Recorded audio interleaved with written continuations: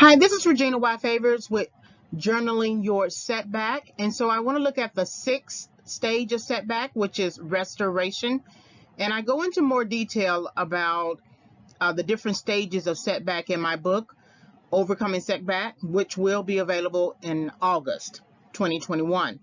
So restoration requires mentorship, and mentorship is predicated on learning from someone who has walked out the process. Restoration is tricky, however. You can find the right or wrong person in a mentor. Who is interested in mentoring you? You know, I often bring this up in my classroom with my students, that I'm leery of someone who is a leader, political leader, business leader, any type of leader who has never been mentored by someone. You know, when you are mentored by someone, it forces you to be accountable to somebody. It forces you to be responsible for the gift that you have, the time that you have, the resources you have access to. And when you are not mentored by someone, there isn't a guiding principle, there isn't a guiding wisdom, there isn't anyone that you can go and talk to and have a conversation with and be humble about some of the insecurities you have. You are basically operating alone, you are basically operating in isolation, and when it comes time for you to come before great men, you're not really prepared, because each level requires a different type of strategy, a different type of wisdom, a different type of belief system. And when you are mentored by someone, sometimes that person catches you up, and then sometimes that person paces you out. When I was in college, I had a mentor. I had a mentor while I was with the Ronald E. McNair Scholars Program. Then I had a mentor with the classroom, the same mentor. And then I had that same mentor when I was in graduate school. And what I realized with that mentor, his work with me was very significant. I like the fact that he operated in his gift and talent regardless. He didn't look at me and determine whether or not he could be of help to me, or he didn't look at me and determine whether or not he was going to be of help to me. He just looked at me and operated in his own gift and talent. And he was definitely a task master. So whatever I didn't have in grade school all the way up to high school graduation, he sort of caught me up. He didn't know that he was catching me up, but I realized it much later once I left his presence after graduate school, that his presence caught me up in my understanding about building a work ethic. When you are in grade school all the way up to high school, and depending upon the school or environment you are raised in, you are taught essentially to do just enough. Receive the check mark, receive the gold star, and pass you on. And oftentimes you're not really taught how to critically think unless you take AP courses, any type of college-bound courses. If you're just in regular courses, you are taught to do just enough. And so you don't really build a work ethic. You build a work ethic for maybe recalling information, rote memorization rather, doing the homework, the task. And I don't even think you really get a lot of homework. You're basically taught to do everything you need to do before you leave the classroom. And I noticed that a lot of students were even surprised when I would assign homework, because they too said they don't remember receiving homework when they were in high school. And so when I got to college, I struggled the first 2 semesters to sort of make the transition. But then once I was able to get into a pretty good rhythm, without any distractions initially, then I was doing much better. But when I came across this one professor who I used as a mentor, my whole thinking about building a work ethic, learning process, all changed.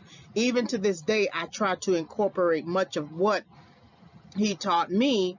And he was my thesis chair. He served many roles in my life. And so when you are journaling your setback, and you have to think about restoration, how you need to be restored to your former glory or to something better. Think about the mentor. You need a mentor. There's no way around you, especially if you want to be effective. Even if you may not be able to get a physical, real life mentor, read biographies, read autobiographies, read other types of business books, anything that will give you an idea about what to expect going forward. Let a book mentor you. Let the words, you can learn in a day what it took that person years to learn. All of their mistakes, all of their bad decision making, all of the stuff that they wish they had done is all of that is outlined in their books. All of that is outlined in the books that have been written about them. Those are your steps. Those are your steps that you can take along the way, and keep a journal so that when you are restored, you are also restored under mentorship.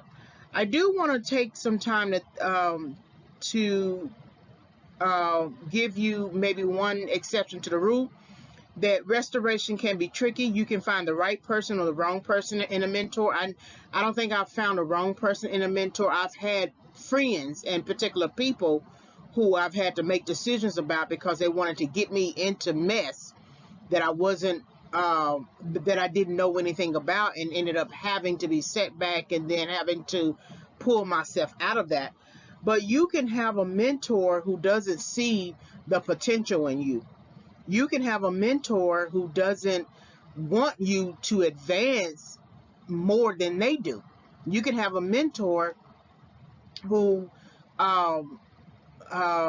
withholds knowledge, withholds resources, withholds understanding about how to approach a particular situation and resolve the problem. I remember, and I use this a lot of times, I remember in a Spanish class that I had when I was in ninth grade, I think. And in Spanish, you need to talk Spanish, right? You need to put something on the board, you need to write. So the Spanish teacher, he was an older guy, he was at the front of the class. The room was kind of dim, it wasn't even lit.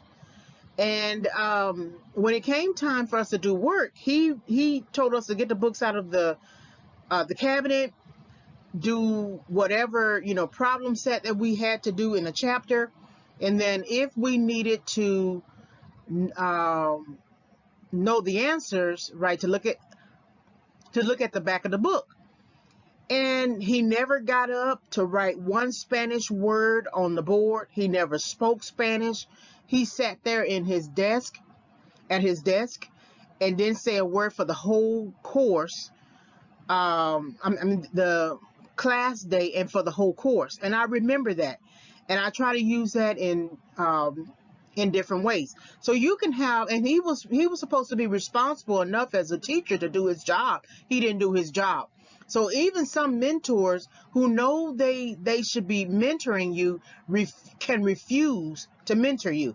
And when that happens, you want to let that person go, because it's only going to cloud your judgment about what mentoring is, and you will pick up a lot of their habits. So who is interested in mentoring you is a question that you want to put to yourself. You need to test that spirit. Do they even have a work ethic themselves?